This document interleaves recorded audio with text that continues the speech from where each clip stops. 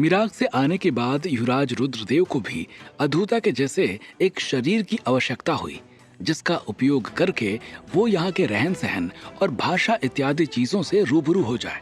और इसलिए युवराज रुद्रदेव ने एक आदमी की आत्मा को बाहर निकालकर उसके शरीर को आत्मसात कर लिया था और उसकी आत्मा को अपनी अंगूठी में कैद कर लिया था, जिससे कि निकट भविष्य में जब उनका लक्ष्य पूरा हो जाए तो उसके बाद वो उस आदमी की आत्मा और शरीर उसे वापस कर दें।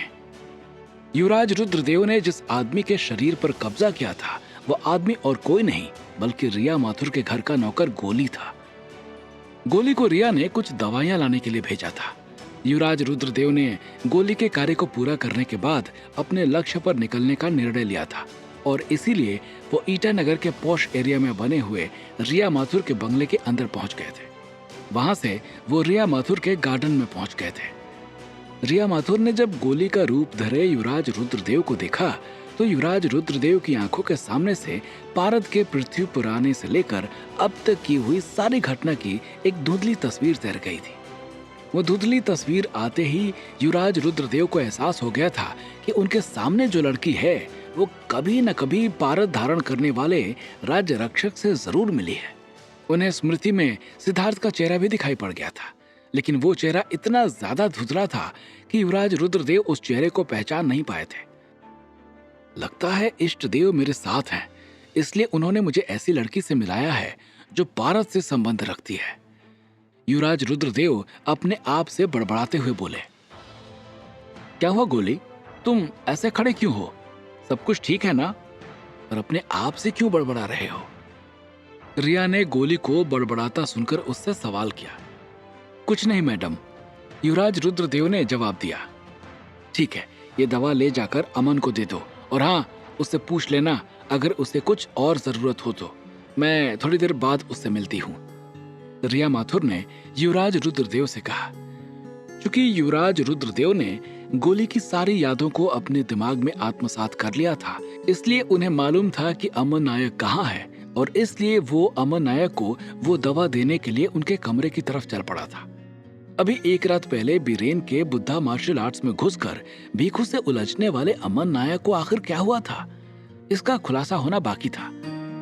गोली का रूप धरे युवराज रुद्रदेव जब अमन नायक के कमरे में पहुंचे तो उन्होंने देखा कि अमन नायक पेट के बल लेटे हुए थे और उनके पीठ पर पट्टियां बंधी हुई थी। लीजिए अमन सर, ये दवा खा लीजिए, रिया मैडम ने भेजी है, युवराज रुद्रदेव ने अमन से कहा और दवा लाकर किनारे रख दी थी और वापस जाने लगे थे। निकाल कर दे दो गोली, वरना मैं कहाँ उठकर खा पाऊंगा। अमन ने गोली का रूप धरे युवराज रुद्रदेव से कहा और उसकी आवाज सुनकर युवराज रुद्रदेव दवा निकालकर उसे देने लगे थे। अमन को दवा देते वक्त युवराज रुद्रदेव का हाथ अमन नायक के हाथ में छू गया और जैसे ही उन दोनों का हाथ आपस में टच हुआ, युवराज रुद्रदेव को एक बहुत भारी झटका महसूस हुआ और उन्होंने झटके से अपना हाथ पीछे कर लिया था। युवराज रुद्रदेव के अचानक से हाथ झटकने की वजह से दवा छूटकर जमीन पर गिर गई थी।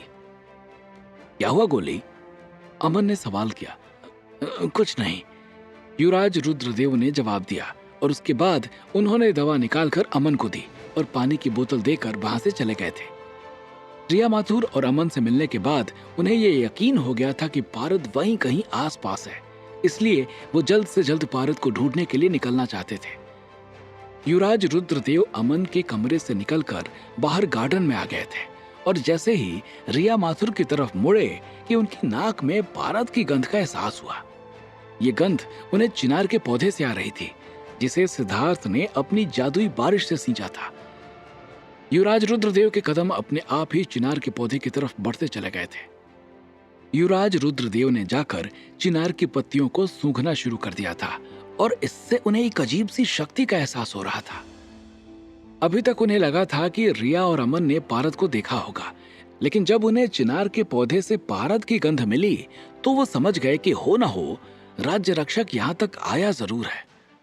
क्योंकि जिस दिन सिद्धार्थ ने चिनार के पौधे को सींचा था उस दिन गोली वहां पर नहीं था, वरना उसकी स्मृतियों से युवराज रुद्रदेव को राज्य रक्षा का नाम और पता मिल सकता था। इसलिए अब उन्हें रिया माथुर से यह पता करना था। मैडम, ये चिनार की पेड़ को क्या हो गया है? इसकी पत्तियां मुझे सूखती हुई लग रही हैं। युवराज रुद्रदेव ने रिया से कहा, और उसकी बात सुनकर रिया माथुर उठकर चिनार के पौधे के पास पहुंच गई थी। क्योंकि उनके लिए यह पौधा बहुत खास था, उन्होंने पत्तियों को देखा तो उन्हें सच में वहां पर एक पत्ता मुरझाया हुआ दिखाई पड़ा, जिसे युवराज रुद्रदेव ने अपनी अग्नि शक्ति से मुरझा दिया था। अब इसे क्या हो गया? अब सिद्धार्थ भी यहां नहीं है कि इसे ठीक कर देगा। रिया ने उस पत्ते को पेड़ से तोड़ते हुए कहा। रिया के इतना कहने के बाद युवराज रुद्रदेव के अंदर एक अजीब सी ऊर्जा पैदा हो गई थी। उन्हें अपने राज्य रक्षक को बचाने वाले का नाम पता चल चुका था, राज्य रक्षक सिद्धार्थ। युवराज रुद्रदेव ने एक लंबी सांस भरते हुए अपने मन में कहा। जिस वक्त युवराज रुद्रदेव ने एक लंबी सांस भरकर राज्य रक्षक सिद्धार्थ का नाम लिया था, उस वक्त भारत भूमि की 3 अलग अलग जगहों पर 3 घटनाएं और हुई थी। राजसमंद में पृथ्वीराज की बर्थडे पार्टी एंजॉय कर रहे सिद्धार्थ के कानों में राज्य रक्षक शब्द गूंज गया था, और उसे अचानक से ये बात याद आ गई थी कि उसे गुल्लू से ये बात पूछनी है कि आखिर में वो उसे राज्य रक्षक कहकर क्यों पुकारता है, क्योंकि ये तीसरी दफा था जब उसके कानों में ये शब्द गूंजा था।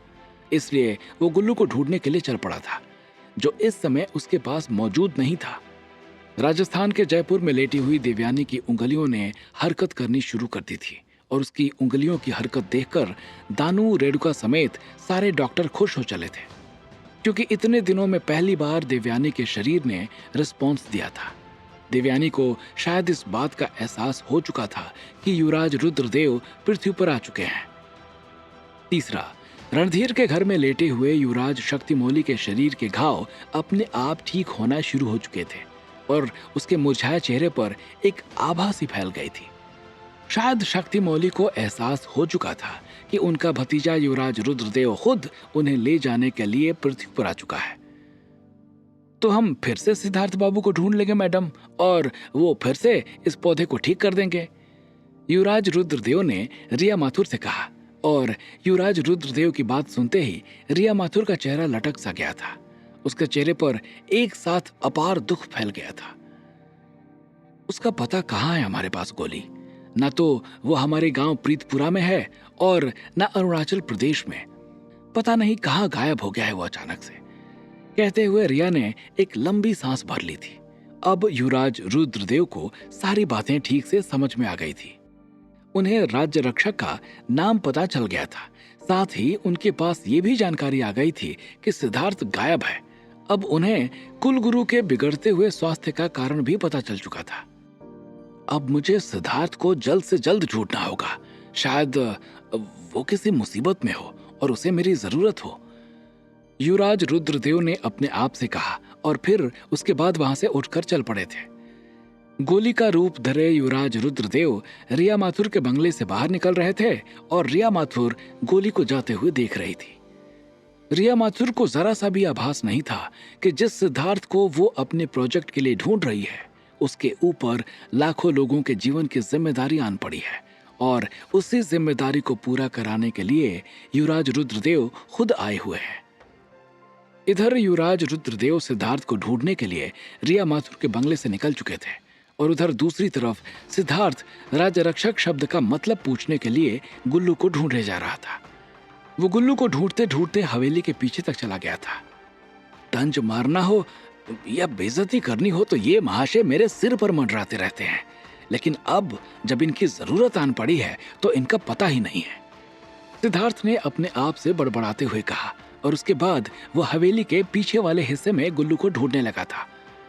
सिद्धार्थ ने वहां का एक एक कोना ढूंढ लिया था, लेकिन उसे गुल्लू कहीं नहीं दिखा।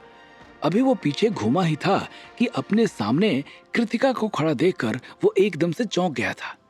क्योंकि हवेली के पीछे वाले हिस्से में सन्नाटा फैला हुआ था, इसलिए कृतिका मौका देखकर सिद्धार्थ को परेशान करने वहां पहुंच गई थी।